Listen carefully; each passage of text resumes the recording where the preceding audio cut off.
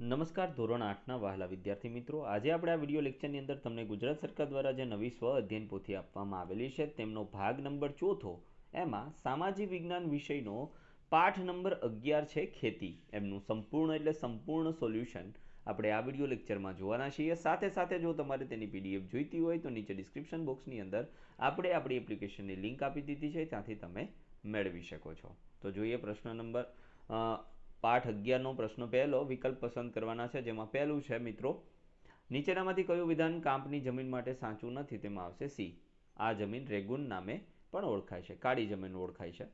નીચેના પૈકી જમીનના પ્રકારો પૈકી કઈ જોડ યોગ્ય નથી? તો એમની અંદર આવશે રણ પ્રકારની જમીન ભેજવાળા વિસ્તારોમાં જોવા મળે છે।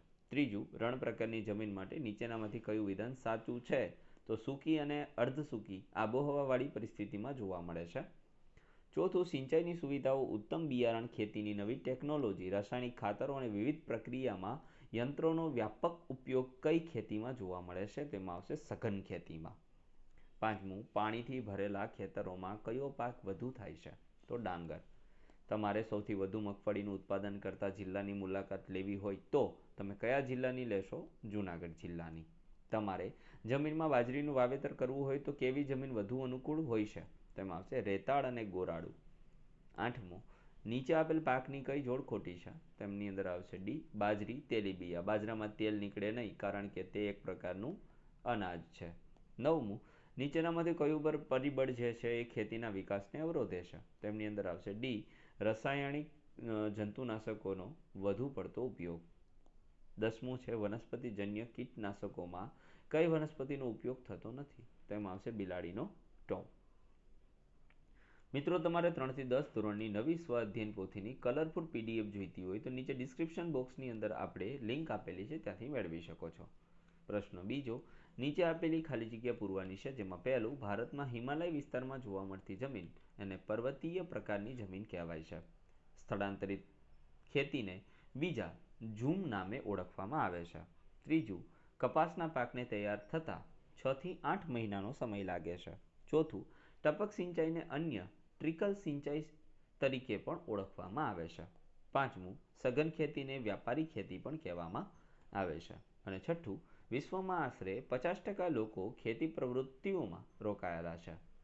પ્રશ્ન નંબર 3 છે, નીચે આપેલા વિધાનો ખરા છે કે ખોટા તે જણાવો। વધુ વરસાદને કારણે તીવ્ર ધોવાણના ક્ષેત્રોમાં પડખાવ જમીન તૈયાર થાય છે, તો સાચું। રાતી જમીનને રેગુન નામે ઓળખવામાં આવે છે, તો ખોટું। આદ્ર ખેતીને ભીની ખેતી પણ કહેવામાં આવે છે, તો સાચું। દિવેલા એટલે કે એરંડાના ઉત્પાદનમાં ભારત વિશ્વમાં દ્વિતીય સ્થાન ધરાવે છે, તો ખોટું। અમદાવાદનો ભારત પ્રદેશ ભાલિયા ઘઉં માટે પ્રખ્યાત છે, તો સાચું। પ્રશ્ન નંબર 4, મને ઓળખો, મારી ખેતીમાં સિંચાઈની અપૂરતી સગવડ હોય તો સૂકી ખેતી। હું ચીકણી અને કસવાળી જમીન છું, તો કાળી જમીન। મારું નિર્માણ નદીઓ દ્વારા નિક્ષેપિત કાંપને લીધે થાય છે, તો કાંપવાળી જમીન। મને ઘઉંનો કોઠાર પણ કહેવામાં આવે છે, તો પંજાબ। નદી, ઝરણા કે વહેણના પાણીને વહી જતું અટકાવવા મને બનાવવામાં આવે છે, તો એમાં આવશે ચેકડેમ। જોડકા જોડવાના છે પ્રશ્ન 5માં। કાળી જમીનની સામે આવશે ચીકણી અને કસવાળી। રાતી જમીનની અંદર આવશે આગ્નેય અને રૂપાંતરિત ખડકોથી બનેલી જમીન। પર્વતીય જમીનમાં આવશે સ્તર પાતળું અને અપરિપક્વ હોય છે। અને રણ પ્રકારની જે જમીન છે એમની અંદર આવશે સૂકી અને અર્ધ સૂકી આબોહવાવાળી જમીન। ચાલો, એમના પછી છે બીજું, જીવન નિર્વાહની ખેતી, તો એમાં આવશે આ પ્રકારની ખેતીનો વિસ્તાર ઘટતો જાય છે। સઘન ખેતી, તો એમની અંદર આવશે વ્યાપારી ખેતી। સૂકી ખેતી, તો એમાં આવશે વરસાદનું પ્રમાણ ઓછું। આદ્ર ખેતી, તો એમની અંદર આવશે ભીની ખેતી। બાગાયતી ખેતી, તો એમાં આવશે બગીચાની પદ્ધતિએ સાર સંભાળ રાખવાની ખેતી। પ્રશ્ન નંબર 6 છે મિત્રો, નીચે આપેલા વિધાનોમાંથી ખોટો શબ્દ છેકી વિધાન ફરીથી લખવાનું છે। તો વધુ વરસાદને કારણે તીવ્ર ધોવાણ ક્ષેત્રમાં પડખાવ જમીન તૈયાર થાય છે। જ્યાં પાણીનો સંગ્રહ થતો હોય તેવી નીચાણવાળી જમીનમાં પાણી સુકાઈ ગયા બાદ સૂકી ખેતી થાય છે। એકવાર વાવણી કર્યા બાદ વર્ષો સુધી તે ચોક્કસ ઋતુઓમાં કે બારે માસ ઉત્પાદન આપે તેવા પાકોને બાગાયતી પાકો કહેવામાં આવે છે। ચોથું, ગુજરાતનો ભરૂચ પાસેનો કાનમ પ્રદેશ લાંબા તારના કપાસના ઉત્પાદન માટે જાણીતો છે। બે હરોળ વચ્ચે જગ્યા ધરાવતા પાકોમાં ટપક સિંચાઈ પદ્ધતિ વધુ ઉપયોગી બને છે. ત્યાર પછી પ્રશ્ન 7 છે, સંકલ્પના સિદ્ધ કરો, જેમાં ખેતી તો જે પ્રવૃત્તિમાં અનાજ, તેલીબિયા, કઠોળ, ફળો કે શાકભાજી, ફૂલો વગેરેને ઉગાડવાનો તેમજ પશુઓનો સમાવેશ થાય, પશુપાલનનો સમાવેશ થાય તેવી પ્રવૃત્તિને, પ્રાથમિક પ્રવૃત્તિને ખેતી કહેવામાં આવે છે. ખેતીને કૃષિ પણ કહેવામાં આવે છે. હવે જુઓ સૂકી ખેતી. તો સૂકી ખેતીની અંદર જ્યાં વરસાદ ઓછો પડે છે, સિંચાઈની સગવડો પણ અલ્પ છે અને ચોમાસામાં જ્યાં પાણીનો સંગ્રહ થયો હોય તેવી નીચાણવાળી જે જમીન છે એમાં પાણી સુકાઈ ગયા પછી ખેતી થાય છે તેને સૂકી ખેતી કહેવામાં આવે છે.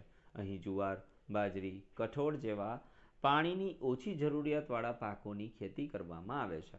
સ્થળાંતરિત ખેતીની જો વાત કરીએ તો સ્થળાંતરિત ખેતીનું બીજું નામ ઝૂમ ખેતી છે, જે જંગલોમાં કરવામાં આવે છે. તેમાં જંગલોના વૃક્ષોને કાપીને તેને સળગાવીને જમીન સાફ કરી રાખને જમીનમાં ભેળવીને ખેતી કરવામાં આવે છે. 2-3 વર્ષ પછી જમીનની ફળદ્રુપતા ઘટતા તે વિસ્તાર છોડી બીજા વિસ્તારમાં સ્થળાંતર કરીએ આ પદ્ધતિથી ખેતી કરવામાં આવે છે. સ્થળાંતરિત ખેતીમાં ઉત્પાદન ખૂબ ઓછું હોય છે, તેને ઝૂમ ખેતી પણ કહેવામાં આવે છે.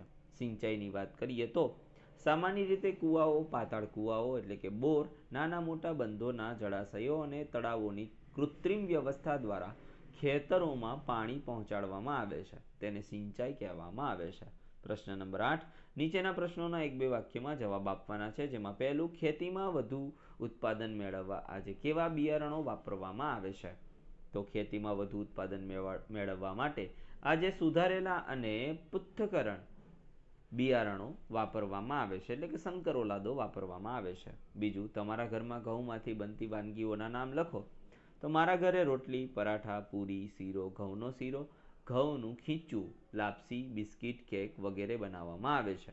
ત્રીજું, ભાલ પ્રદેશમાં ચોમાસું પૂરું થયા બાદ ભેજવાળી જમીનમાં કયા કયા પાક લેવામાં આવે છે? તો ભાલ પ્રદેશમાં ચોમાસું પૂરું થયા બાદ ભેજવાળી જમીનમાં ઘઉં અને ચણાનો પાક લેવામાં આવે છે. પ્રશ્ન નંબર 4, હાલમાં ખેડૂતોને રાજ્ય સરકાર દ્વારા કયા પ્રકારે માર્ગદર્શન પૂરું પાડવામાં આવે છે?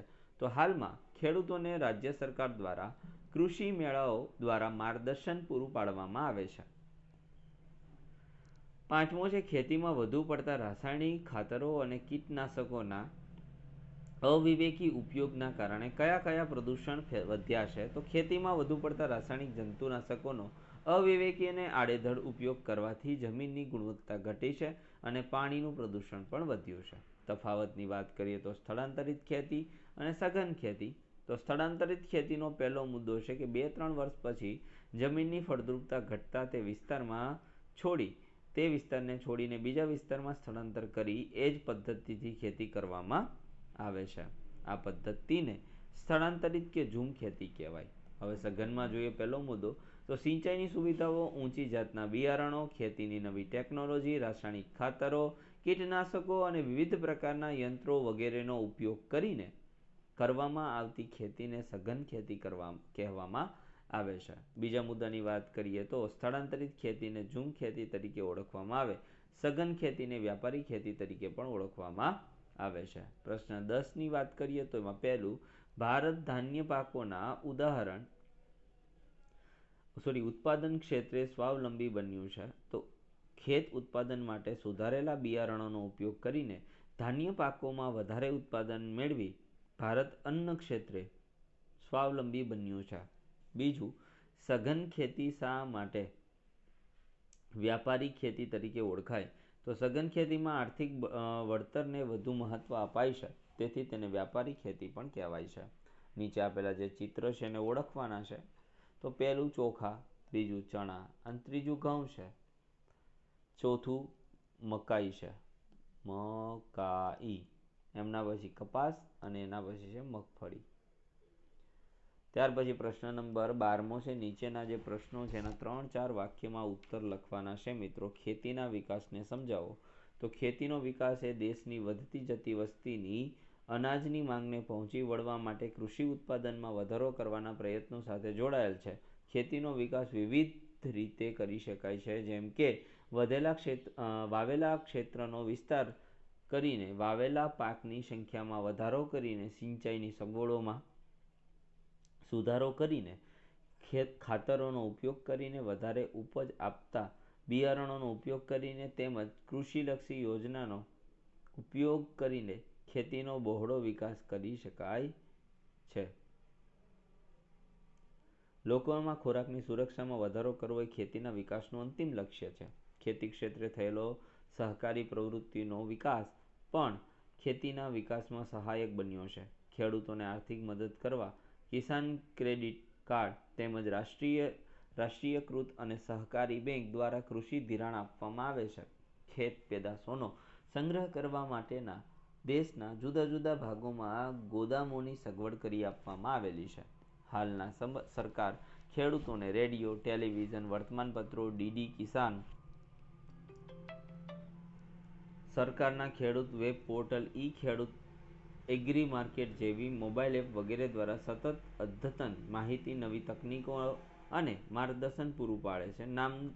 નામદાર ગુજરાત સરકાર પ્રતિ વર્ષે કૃષિ મેળાઓ યોજીને રાજ્યના ખેડૂતોને કૃષિ વિષયક માહિતી અને માર્ગદર્શન પૂરું પાડે છે તથા આ બધા પ્રયત્નો દ્વારા પણ કૃષિનો ઉત્તરોત્તર વિકાસ થાય છે. પ્રશ્ન નંબર બીજો છે,